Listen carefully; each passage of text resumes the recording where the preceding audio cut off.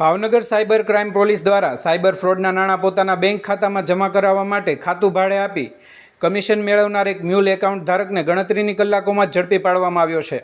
આરોપી રાહુલ મનસુખભાઈ બોરીચા ઉંમર 32 રહેવાસી ગોર્ધન કોલોની ભાવનગર, જેઓને પોલીસ દ્વારા કાયદેસરની કાર્યવાહી હેઠળ અટકાયત કરવામાં આવી હતી।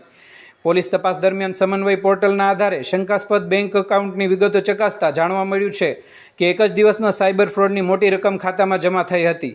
વધુ તપાસમાં દેશના વિવિધ રાજ્યોમાંથી આ ખાતા સામે કુલ 8 અલગ-અલગ NCCRP સાયબર ફ્રોડ ફરિયાદો નોંધાયેલી હોવાનું સામે આવ્યું હતું। આ આધારે cyber crime police station Bhavnagar ખાતે ભારતીય ન્યાય સંહિતાની જુદી જુદી કલમો મુજબ ગુનો નોંધી કાર્યવાહી હાથ ધરવામાં આવી હતી।